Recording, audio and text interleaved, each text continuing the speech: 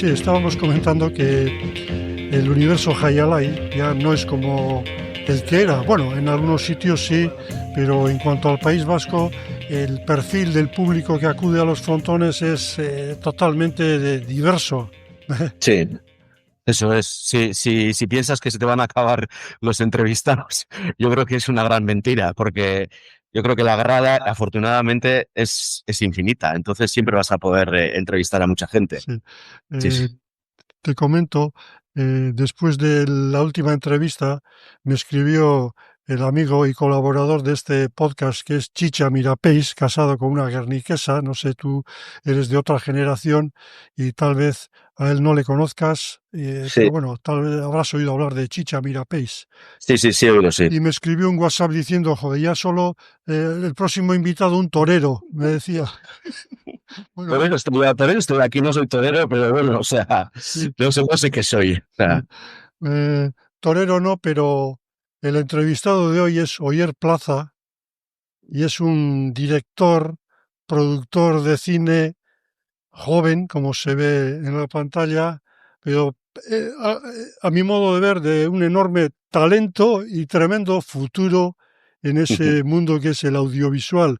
Hace poco leía una entrevista que le hizo a Oyer el Diario Vasco, Begoña del Teso, porque antes que nada hay que decir que en el último Festival de Cine de San Sebastián, Oyer Plaza y su equipo, él como director, presentó el documental Popel, en checo Popel, que es en castellano Cenizas, y tuve la suerte de conseguir 2 entradas y ver el documental, y la verdad es que fue una sorpresa, entre comillas, pero muy agradable porque me pareció tan interesante, eh, cruel, cruda, tierna, ¿cómo lo diría yo?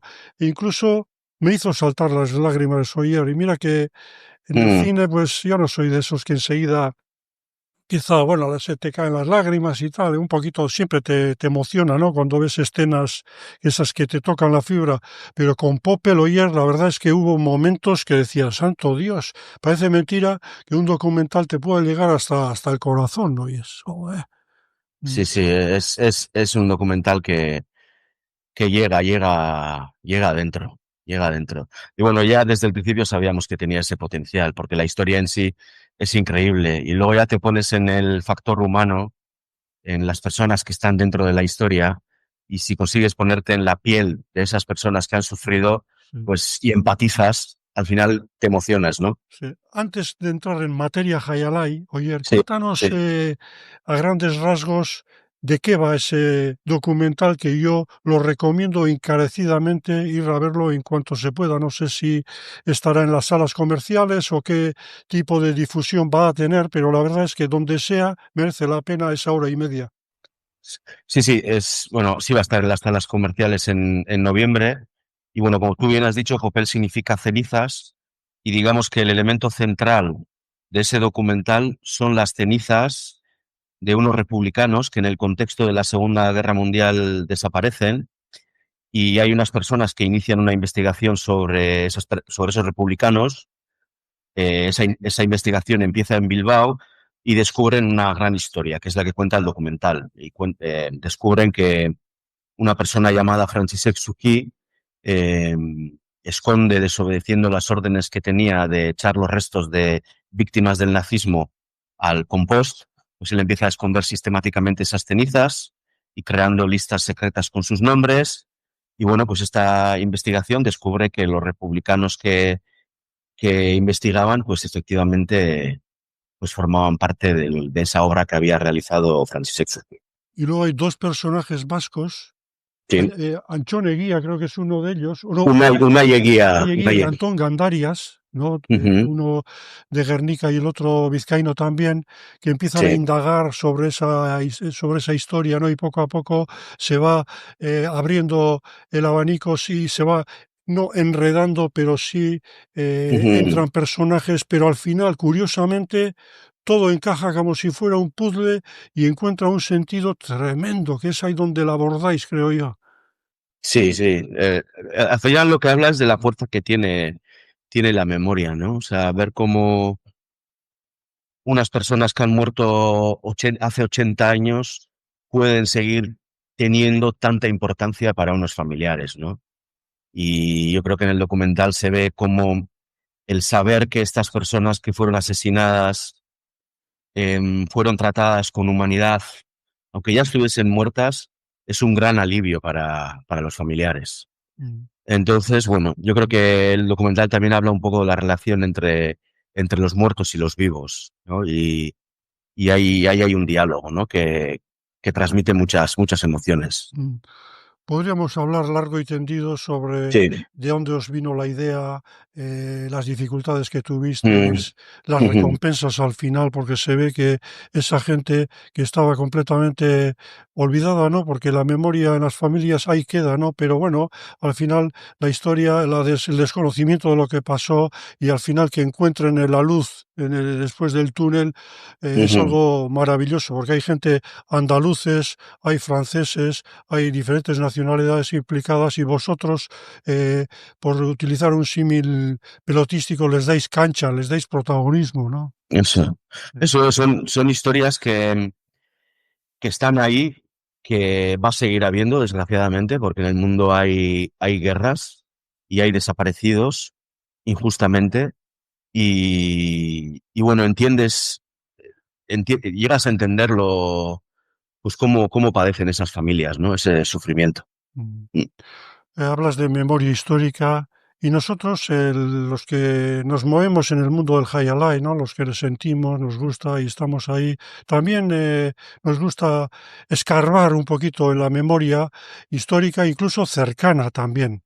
Porque yo me acuerdo, serán hace unos 5 años o ayer que tú me llamaste y yo no te conocía, ¿no? Y oye, soy ujú, Oyer de Guernica y tal, y me gustaría charlar contigo, podemos quedar, tengo que ir a Donosti y si quieres tomamos un café y estuvimos en una cafetería tomando café y me comentaste tus planes, tus inquietudes.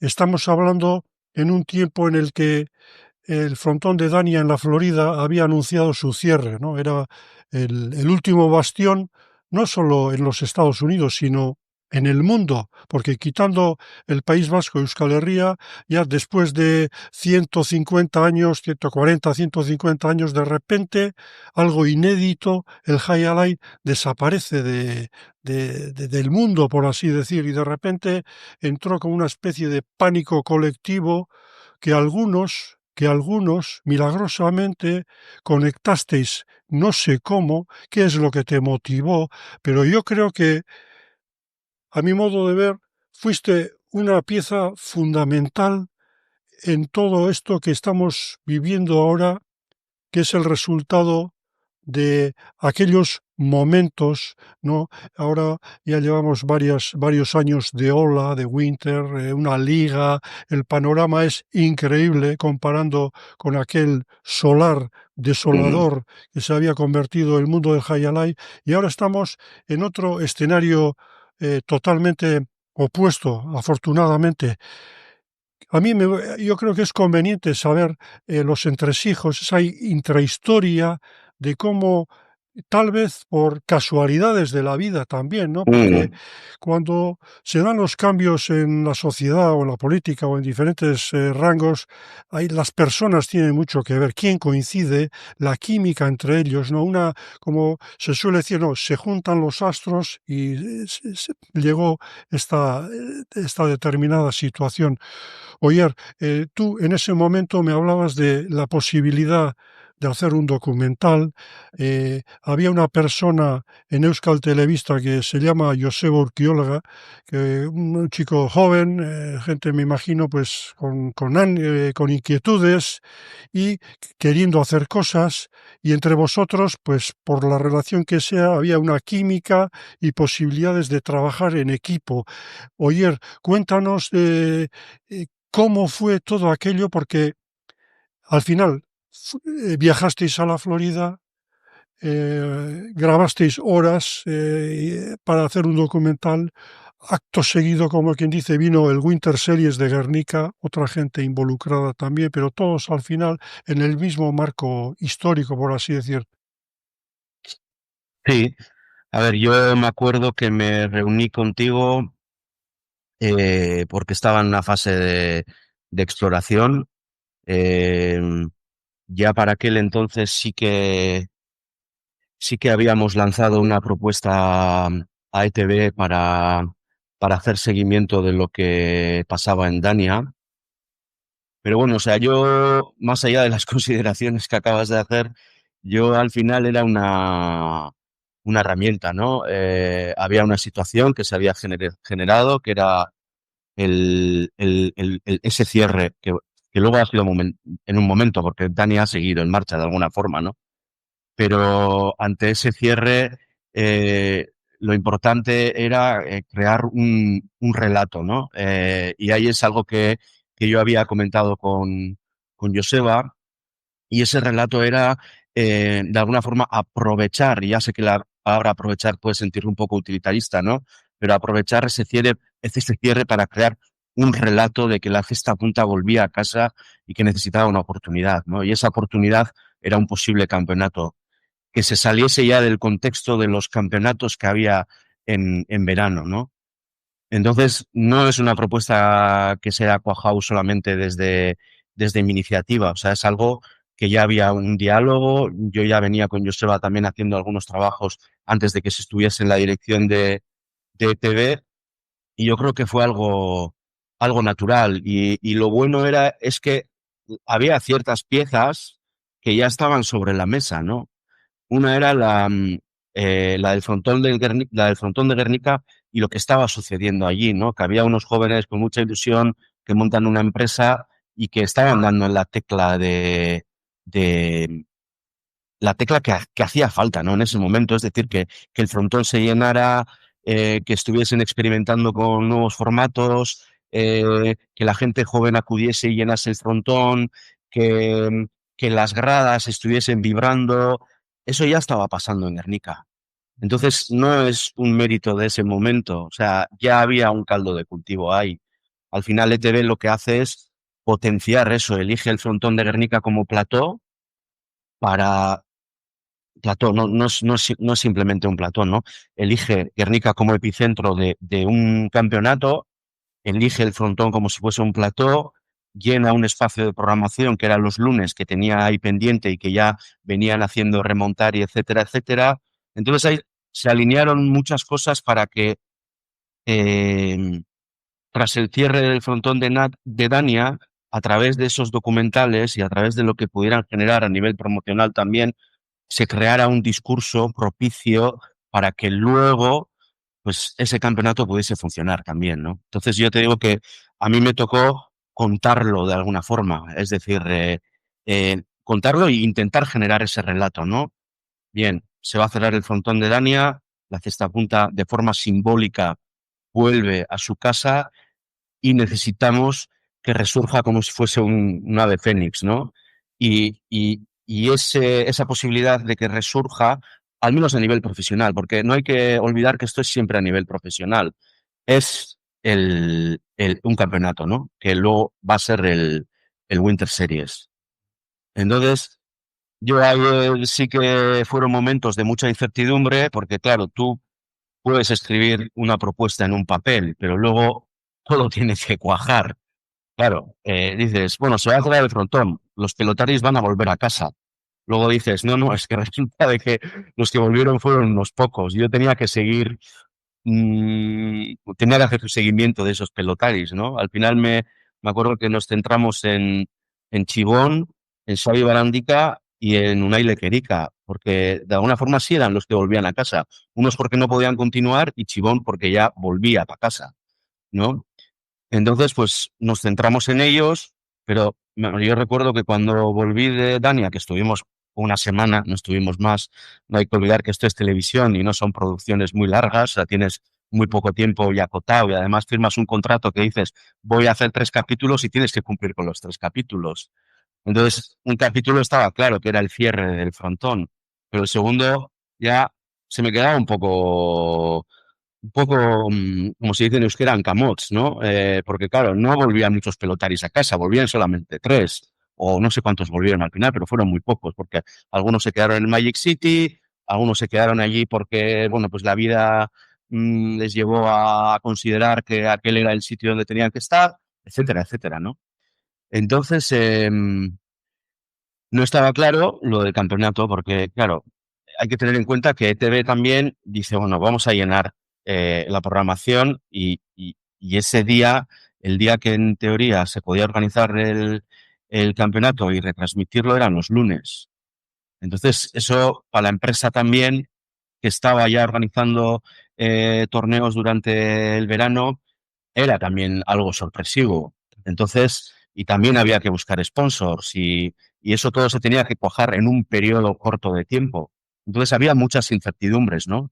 Y de hecho, yo recuerdo que la idea era hacer tres documentales o tres programas eh, antes de que se iniciase el campeonato y al final hicimos dos antes de que se iniciase el campeonato y un tercero cuando acabó, porque no daba tiempo, o sea, no estaban las piezas, no estaban bien encajadas. No sé si se me ha entendido, o Sí. sea, ¿Te costó vender ese relato? Es decir, claro, la idea de ir a Dania con tu equipo a grabar una semana, ahí hace falta un presupuesto, un visto bueno, ¿para qué? ¿Con qué fin?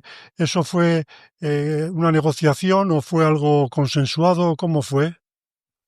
no, nosotros entramos como solemos entrar a otras propuestas que hacemos a ETV.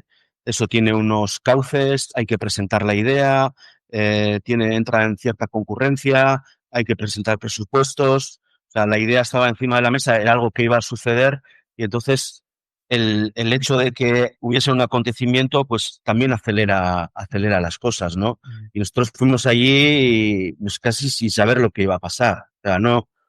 Llegas Mm. allí, ¿con qué te encuentras, Oyer? ¿Cuál es tu planning? ¿Qué ambiente encontraste?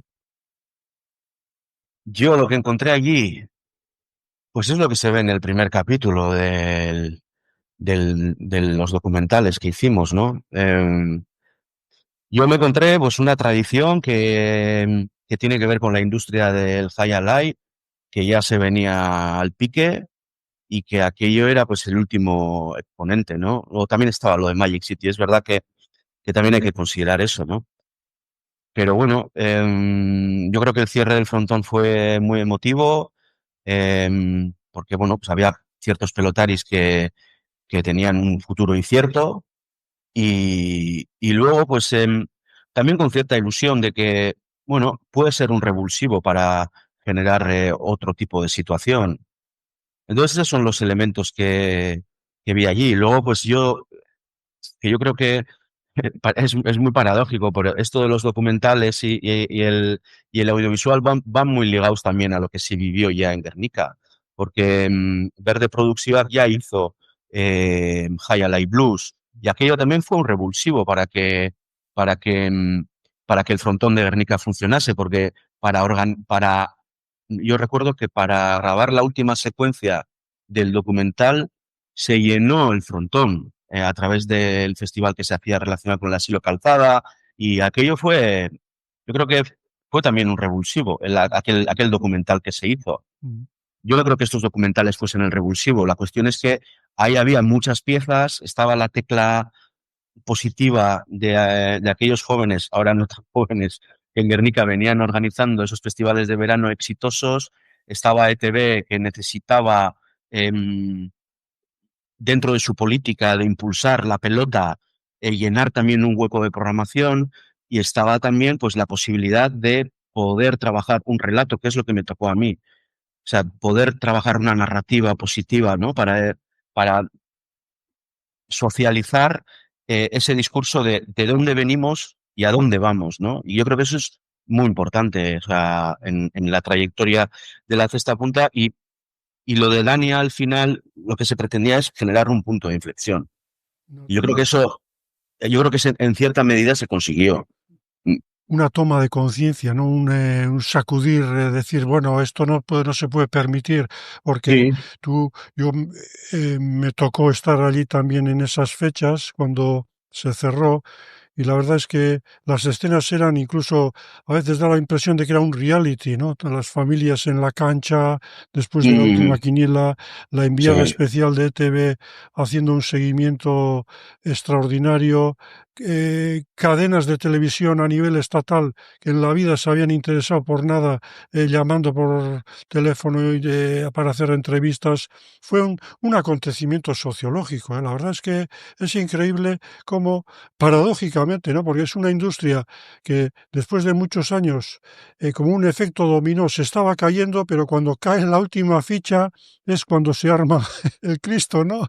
Eh, Pero yo creo que el armar el Cristo era intencionado, sí, porque o sea, a nivel comunicativo, digo, porque eso luego generaba aquí otro tipo de situación, ¿no? Esa cobertura mediática que, por eso te digo que ETV ya se vuelca no solamente con el tema de los documentales, también mediáticamente, porque aparte de ser un acontecimiento histórico que lo era, yo creo que eran hitos importantes para precisamente generar ese punto de inflexión, ¿no? Mm. Yo Mm, creo que la cosa salió ni bordada, ¿eh? Porque tuvo tremenda repercusión, luego tuvo ese seguimiento, el Azkeneg día, que ujú. fue el documental en dos capítulos, ¿no? Ayer que hicisteis, ¿no? Sí, Tuvo también, fueron tres. bueno, tres, Por- sí, sí, pero dos y después del campeonato otro, ¿no? Eso, ujú, el tercero, eso es. sí. Ahí había una frase que para mí era clave y que se repitió hasta la saciedad en ETV, y era la frase de Chibón que decía, eh, Neu etxera, no sé, hacía algo así, ¿no? Neu etxera noiet asestieve neuas da torre etxera, ¿es? Mm, Y yo creo que era ese el discurso, ¿no? O sea, mm, como que la cesta ha tenido un viaje por el mundo, y yo creo que todo el mundo puede sentirse orgulloso, orgullosa de mm. ese viaje que ha realizado, porque yo creo que no sé cómo explicarlo, para mí fueron toda esa generación que exportó la cesta al mundo, fueron unos visionarios, ¿no? Y yo creo que la cesta hace un viaje por el mundo y de alguna forma la idea era el de dónde venimos y a dónde vamos era volvemos a casa, ¿no? Mm. Y yo creo que esa frase de Chibón sintetizaba un poco esa idea, ¿no? Que era precisamente la promo del documental en ETV. Además, no, Y vais, Parcato, sigue, sí.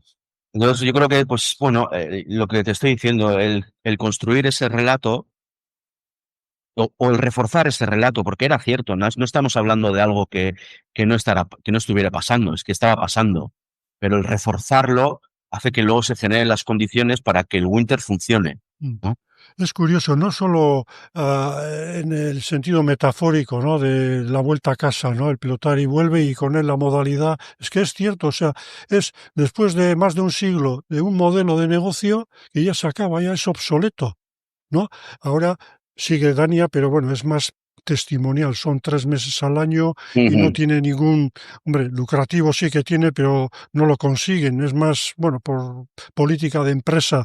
Luego está Magic City, que es ya otro tipo de formato, otro tipo de negocio, que nada tiene que ver con el tradicional, lo que conocimos nosotros durante décadas y décadas.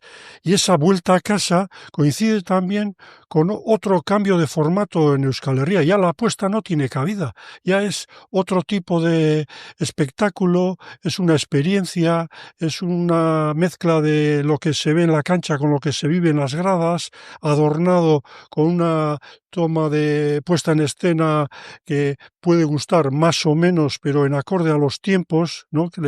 Los tiros van por ahí. Esa vuelta a casa es que o sea, ni el mejor guionista, oye, lo hubiera hecho mm, mejor, ¿no? Se sí, acaba, se acaba una gran parte gloriosa, si quieres decir, pero sin ningún futuro ya, porque en la apuesta, bueno, tal vez, quién sabe, ¿no? Qué vendrá en el futuro, pero esa, esa rotura de repente, y empezamos con otra cosa, no tenemos corredores, la gente va a disfrutar al frontón. pero esa rotura de la que tú hablas, yo creo que la hemos ido creando desde la subjetividad, porque esa rotura ya estaba hecha antes. Es decir, el declive era ya, era ya evidente, ¿no? Creo que si los pelotarios se mantenían en Estados Unidos en los últimos años, era por una carambola legal. O sea, yo digo que la rotura ya estaba. La cuestión es, vale, a nivel comunicativo, a nivel de toda la comunidad, que yo creo que también es una de las claves, como que nunca se hable, que nunca se habla, la Cestapunta ya tenía una comunidad, es como un gigante dormido. Yo siempre digo que, porque ha habido mucho pelotaria, ha habido mucha familia, ha habido mucho arraigo, y yo creo que ahí también había una comunidad que estaba dormida, ¿no? Entonces, no me parece que el declive fuese en ese momento, o sea, que todo se fuese al carajo en ese momento. Eso ya había pasado de alguna forma. Lo que pasa es que había que simbolizarlo, había que concretarlo en un momento, ¿no?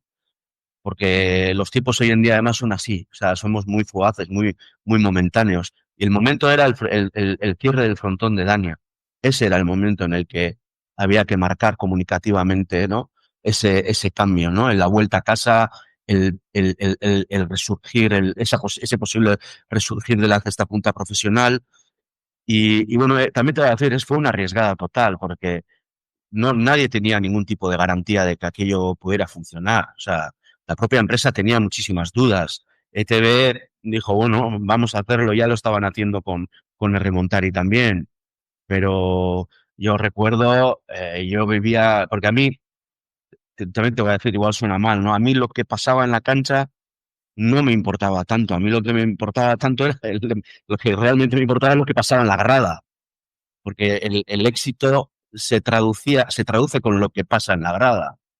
Entonces, ese primer día que había una incertidumbre, me acuerdo además que se iba a emitirse, o se emite o sea, a las 7 yo creo que en aquella tarde del primer Winter Series, yo creo que no se sabía si había puertas abiertas, si se iba a hacer a puerta cerrada. Es una decisión que se tomó en el último momento.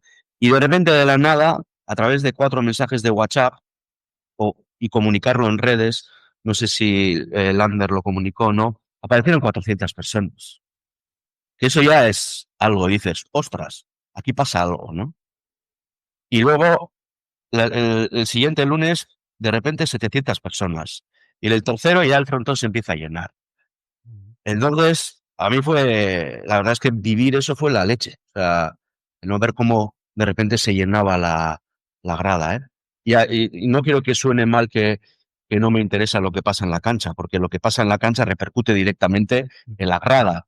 Pero digo que el medidor del éxito está en la grada, está en lo que pasa en la grada, ¿no? Y si esa noche, ese partido, la grada vibraba o no, ahí es donde realmente se ven los resultados, ¿no? Cuestión de prioridades, ¿no? Tal vez quieres decir. Es Sí, decir, en ese momento la prioridad era que la gente respondiera, ¿no? Que hubiera una audiencia digna en televisión. Es decir, luego, claro, lo de la cancha ya vendrá después. En Eicolana sí. bastante trabajo tenemos en que responda a la gente y no esté aquello un edificio, las gradas vacías. Sí, ahí pues claro, o sea, el éxito se medía ahí por parte de la televisión en el share y en el rating que pudiera tener eh, el, lo que se televisaba, ¿no? Ahí hay un indicador, claro, pero otro era la grada también. Y en un momento dado se pensaba hacer todo aquello a puerta cerrada, porque no se creía que, que realmente los lunes fuera la gente al frontón. Es que la realidad era esa. Claro, claro, Era esa la realidad. sí. Y de repente se decidió abrir y pasó lo que pasó. Entonces, bueno, o sea, ahora pues se ve todo muy bonito, pero yo creo que en aquel momento hubo muchas incertidumbres. Mm. Luego, el gigante dormido, ¿no? Después de tantas décadas de tradición, familias de diferentes partes de Euskadi que siempre, como dices tú, o das a entender, dejan su pozo, hay un conocimiento. Luego también, ¿tiene Guernica alguna, cómo diría yo, alguna connotación especial? Es decir, a mí me da la impresión, vista tu trayectoria, he podido leer o informarme sobre tu trabajo, ¿no? Desde que empezaste varios documentales, has sido incluso, bueno, tienes tu formación en ciencias políticas y administración, luego Mm. incluso has sido algo que yo desconocía, un fixer, que no sabía lo que era. Un fixer, que es una persona que ayuda a los periodistas o corresponsales que vienen a ver Ujú, el nativo que les ayuda, ¿no? También, exactamente. sí. Y otra cosa, tu padre fue corresponsal de guerra, Oyer. Sí, sí, sí. Mm. Sí, sí, mi padre estuvo viajando durante muchos años para cubrir diferentes eventos internacionales, sí. Es decir, Le tocó varias guerras, sí, sí. sí, sí. Guernica, pueblo del interior, no está en la costa a costa, pero sin embargo, muchos marinos y gente, pelotaris también. Es decir, que haya habido una generación que os habéis movido en el mundo audiovisual, luego son pueblos, creo yo, que el entorno de las cuadrillas y tiene mucha fuerza, ¿no? Hay mucha Sí. comunicación a nivel sociológico.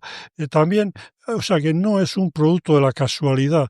Los Sigor Echeverría, Gorka Bilbao, Anot Minteguía, que ha colaborado contigo en Popel también, ¿no? En diferentes Ujú. trabajos. O sea, hay, Sí. como decías tú, una cantera que no, es que estos vienen y de repente montan aquí algo diferente. No, no, ya estaban currándoselo o lo currabais en otros terrenos y de repente, pues bueno, vamos a probar con el Hayalay o con el frontón. Bueno, a ver, yo ahí no he participado tanto, ¿no? Pero bueno, he participado de forma indirecta. Es decir, em, cuando se, em, cuando se graba, cuando se graba High Alive Blues, se intenta crear esta secuencia, se intenta llenar el frontón. Y yo creo que parte de que de que el frontón se llenase ya en aquel entonces y a posteriori en verano también tiene que ver con una red cultural que ya estaba en marcha en Guernica, una generación bastante activa que hacíamos muchas cosas en el pueblo, o sea, para organizar conciertos, eventos culturales. Yo creo que cuando se llenaba el frontón, por una parte, estaba la gente que tradicionalmente iba al frontón, que son pues toda esa red de la escuela de pelota, expelotaris, familiares, toda esa gente que llenaba el campeonato mundial del 93, 94, no sé, me acuerdo, yo era pequeño y me acuerdo que me quedaba llorando en casa porque no podía ir al frontón, mis padres no me llevaban. O sea, todo ese pozo se juntaba con gente que venía desde el ámbito más cultural, ¿no? Y esa gente joven, yo creo que es la que refrescó el frontón. Y esa tecla del éxito que digo que ya existía en Guernica, viene por esa mezcla, que luego también es lo que ha pasado también, ¿no? Yo creo que si vemos los frontones ahora, vemos gente nueva que va al frontón, pero también la gente que está obligada al mundo del Hayalai de forma directa o indirecta, ¿no? Entonces yo creo que ya en Guernica ya estaba pasando lo que luego va a pasar de una forma más amplia. Yo creo que tienen mucho éxito, pues Sigor, luego Gaiska, pues toda esta gente que ha ido organizando y cuajando esos festivales de verano en Guernica que llevaban música, llevaban juventud, pero también conseguían que el sector, digamos, no tradicional, pero más de tradición del High Alive, ¿no? Mm. Y ahí el caldo de cultivo estaba ahí. Lo único es que ante ese, encima de ese caldo de cultivo, caen, pues, la situación que se genera en Dania, cae el esfuerzo de ETV por intentar fomentar la pelota, cae, pues, el poder hacer algunos documentales, como me tocó a mí hacer y ayudar de alguna forma en esa campaña de comunicación o de relato. Y yo creo que ahí había unos alicientes que hicieron que luego funcionase el Winter Series. Y luego hay otra cosa que yo creo que es indiscutible y es que el deporte en sí funciona. O sea, no podemos hablar de personas, podemos hablar de hitos, podemos hablar de lo que quieras, pero yo he llevado al frontón a gente de Taiwán, de la República Checa, se ha llevado gente de diferentes países que no han visto nunca el High Alive, que no han visto ni siquiera un vídeo en YouTube, ni en Facebook, ni donde sea, van al frontón y vibran. no es que flipen, sino que vibran con el tanto. Y si pasa eso, quiere decir que el deporte funciona. Y eso es lo más importante. Si el deporte no funciona, ya puedes hacer la madre del cordero que no hay tu tía. O sea, Sí. Si tienes un buen producto, más fácil de venderlo que uno que no hay hijo de madre que lo pueda colocar en el mercado. Te cuento a modo de anécdota, en el pasado Final Four que se disputó aquí en Donosti, ¿no? Estaba yo en mi asiento y a mi lado había dos personas de mi edad más o menos, ¿no? Y, joder, estaban súper emocionadas porque el que estaba junto a mí no había visto cesta punta en 40 o 50 años y lo había visto en Manila, unas ujú. vacaciones que fue con su mujer y fueron al frontón y a posteriori no había estado, no había pisado un frontón, al menos para ver cesta punta, y estaba el hombre que no cabía de gozo. O sea, que qué Sí, sí, sí. curiosidades se dan en Es, cuanto a que en un momento dado digas, joder, esto es, merece la pena vivirlo, ¿no? no, el deporte es una maravilla. O Sí, sea, pero, yo, oye, se puede morir de éxito también. Es decir, eh, tú lo has dicho antes, creo que te he entendido que las cosas pasan tan rápido que, bueno, que por la tecnología, por las tendencias, las modas, ¿no? sí, Y claro, estamos viviendo un momento no de bonanza, sino de euforia casi, ¿no?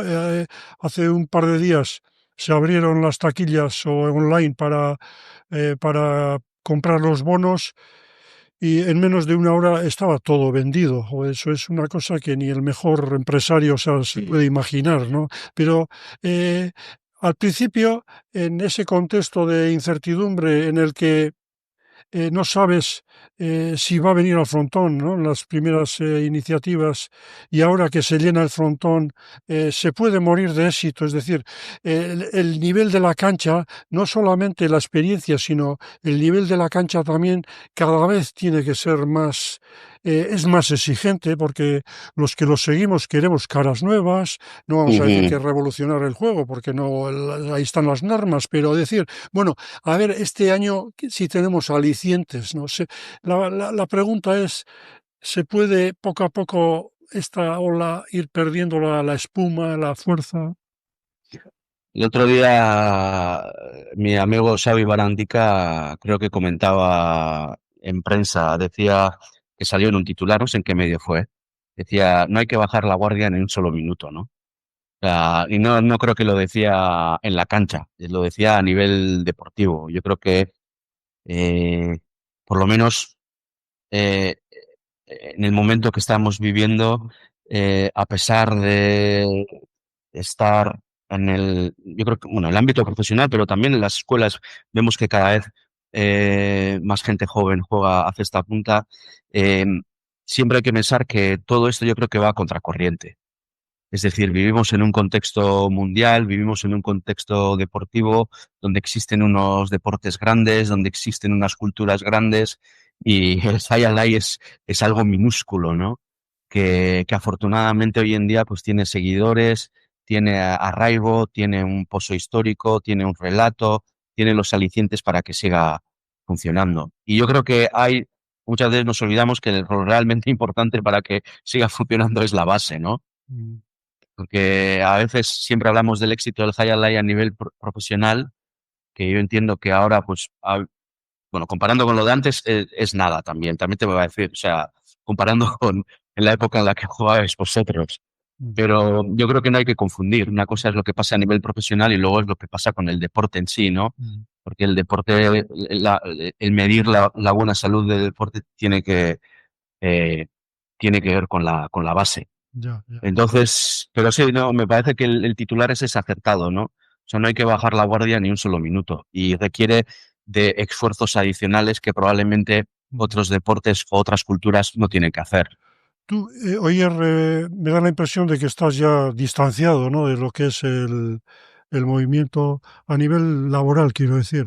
Sí, sí, no, yo no. Yo ahora mismo sigo todos los campeonatos, sigo lo que pasa y me suelo comprar mi bono. Este año no he podido de Guernica y también suelo ir a ver otros partidos, pero no, laboralmente no tengo nada que ver Sí. con el Eh, Jaya Alaya. Aquí fueron solamente 4 meses, sí. sí.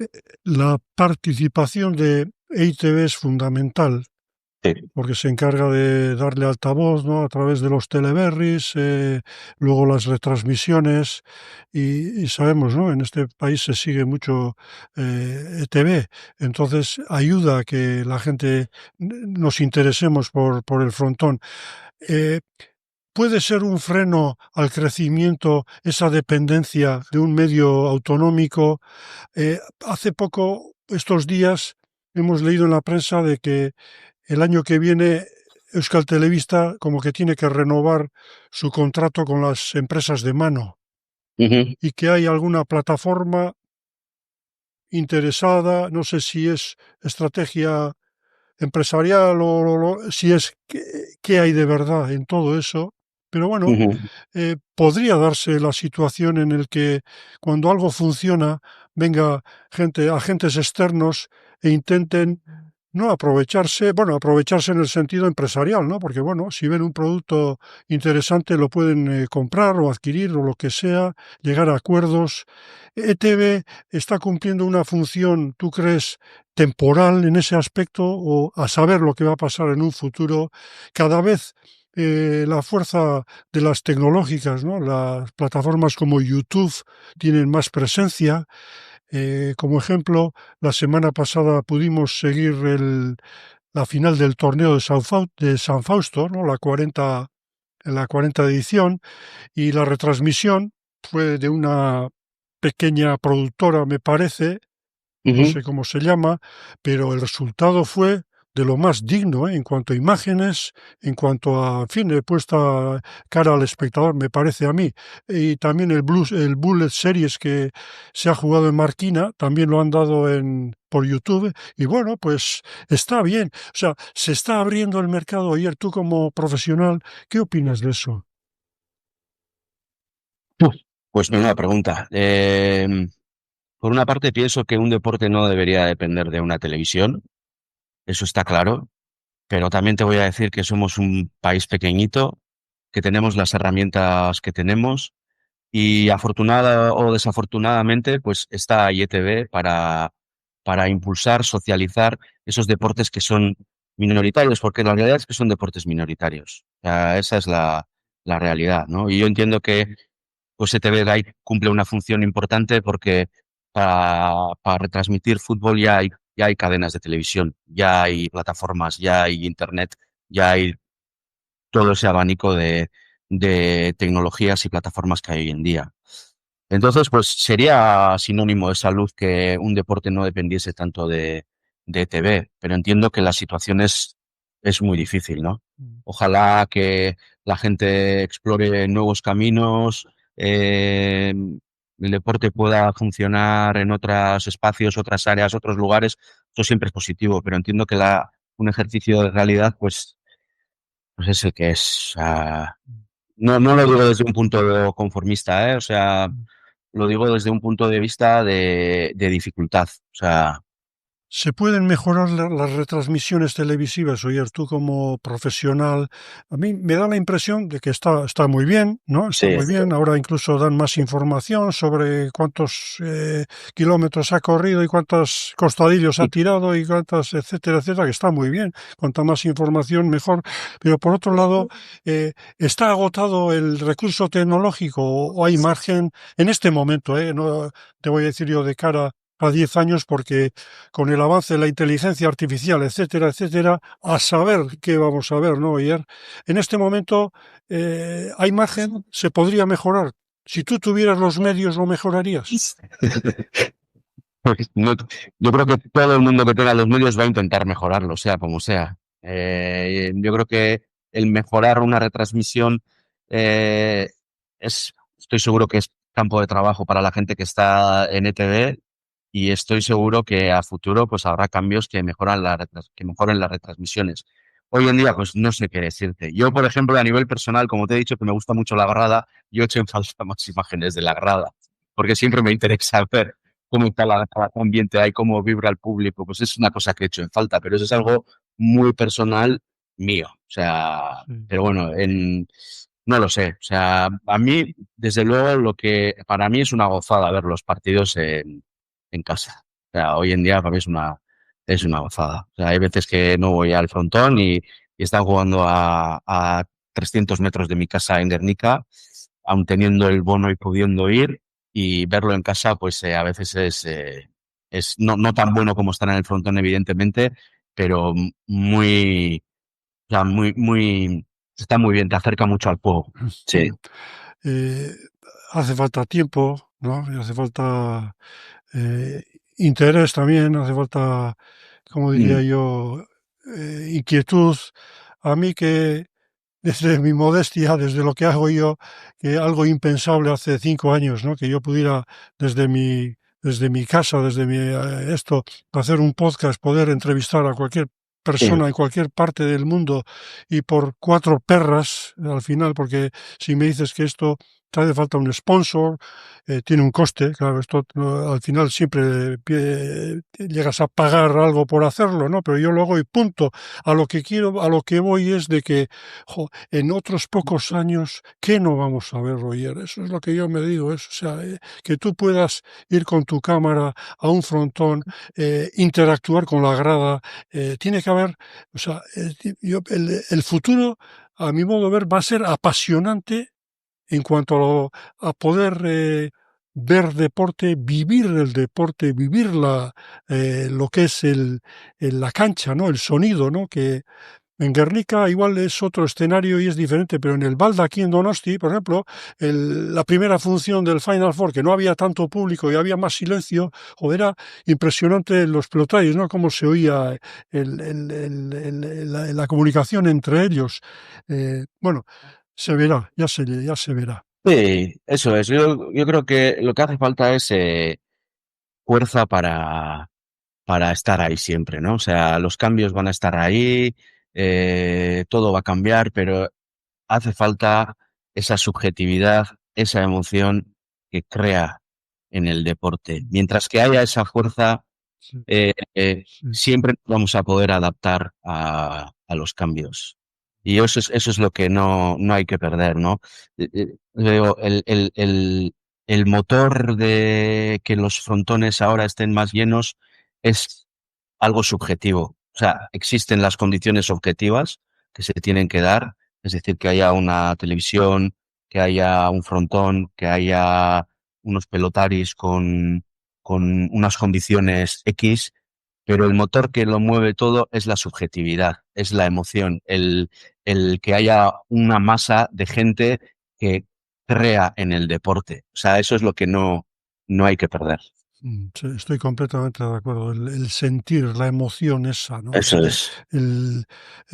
Sentir placer cuando estás viendo un partido y comunicándote con toda la grada y con todo lo que es el Eso envoltorio es. incluso, ¿no? Que es la clave del éxito de estos deportes que, mira, en un mes, un poco más de un mes, voy a Florida y voy a ir a ver a los Miami Heat, al baloncesto, ¿no? Ujú.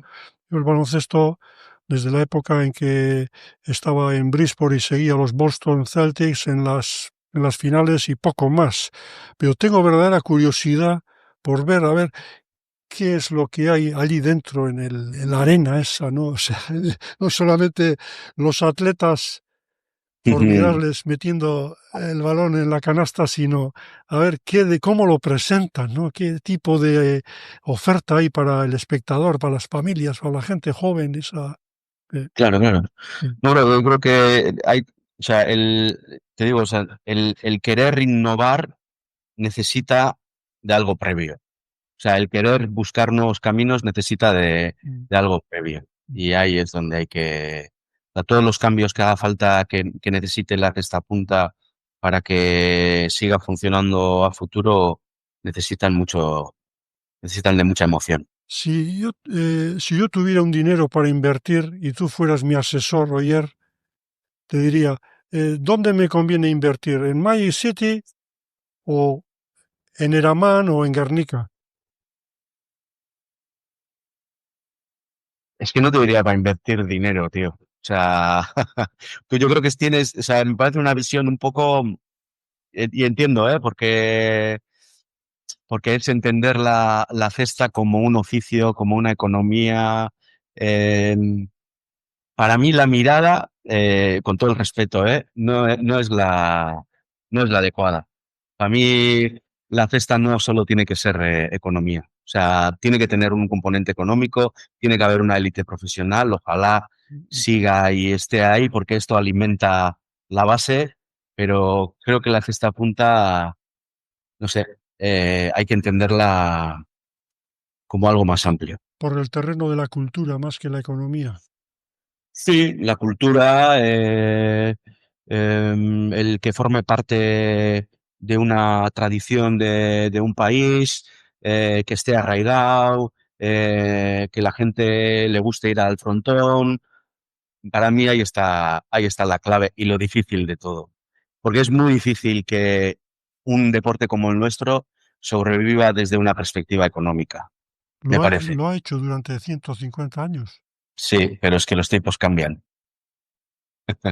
Es que los tiempos cambian. Y probablemente cuando se inventó el deporte y cuando se han llenado los frontones no siempre era el dinero lo que funcionaba, ¿no? Hay discrepo, pero bueno, Vale, es vale. una opinión. Es una Sí, opinión. Yo sí. creo que al final, donde estemos, donde a poco que escarbemos, sale la economía, ¿no? Al No, final. no, no, yo no creo que haya que renegar de que hay una visión económica sobre un deporte y que eso funcione. O sea, me parece que es importante también. Te estoy diciendo que hace falta algo más también, ¿no? Mm. Sí. Oye, Right.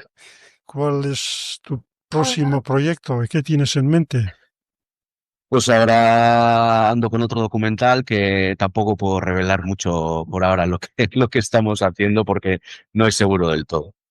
Cuando piensas en un futuro trabajo, ¿a qué le das importancia? ¿A lo que puedas vender o de verdad lo que sientes, ¿no? Lo como decías tú, ¿no? El fútbol, A que me guste. a que te guste a ti, ¿no? ¿Y cuál es tu tendencia?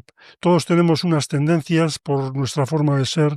En este caso, tú has demostrado la tuya con Popel, ¿no? Por dónde Mm. vas, es una visión humanística.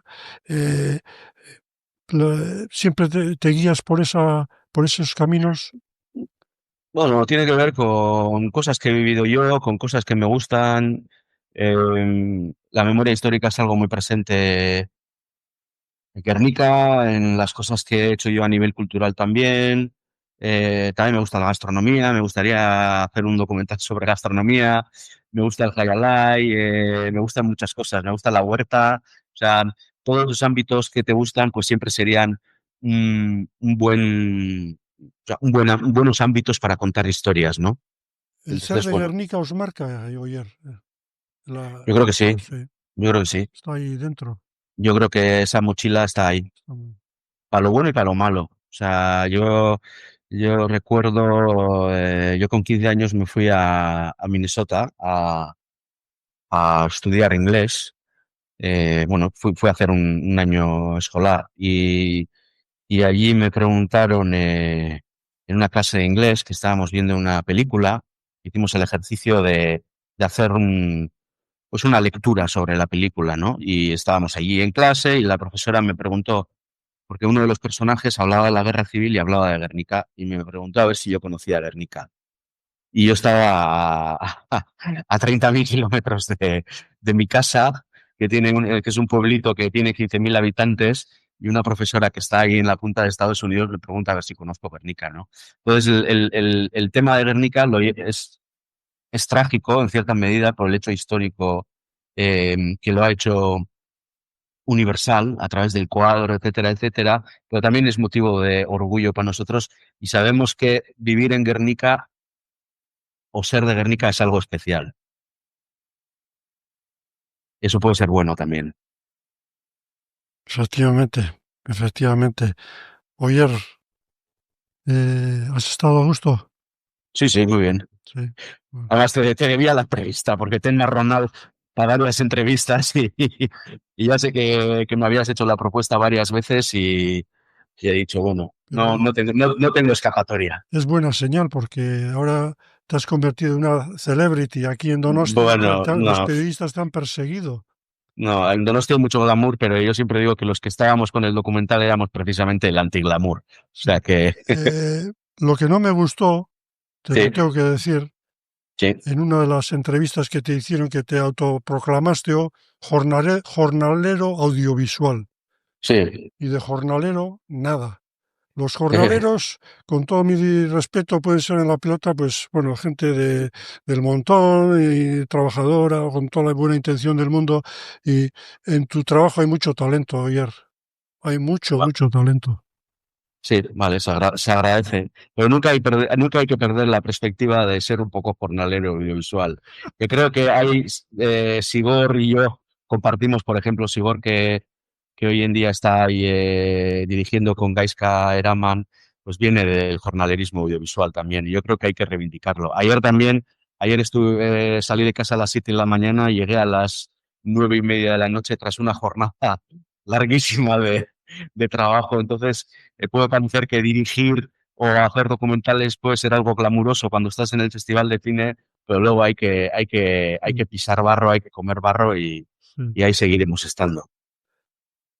Me voy a despedir mandándole un mensaje a Chicha Mirapeix, si nos escucha. Chicha, no he entrevistado a un torero, pero sí a un director de cine, de documentales, que, ojo, va a dar mucho que hablar. Y no os perdáis Popel, el documental, y me vais a dar la razón. Me vais a decir, sí, señor, tenías razón, Zulaika. Esa hora y media, no sé, el dinero que cueste está sobradamente invertido, no pagado. Esa sí que es una inversión, mira. Eskerrik asko. Oye, besar cada bat. Bai, Nos eskerrik asko. vemos en Guernica o en Donosti o donde quieras. Podemos seguir tomando aquel café que dejamos hace 5 años. Perfecto. Escucharemos además un poco de jazz mientras tomamos el café. Eso es. Vale, venga, bye.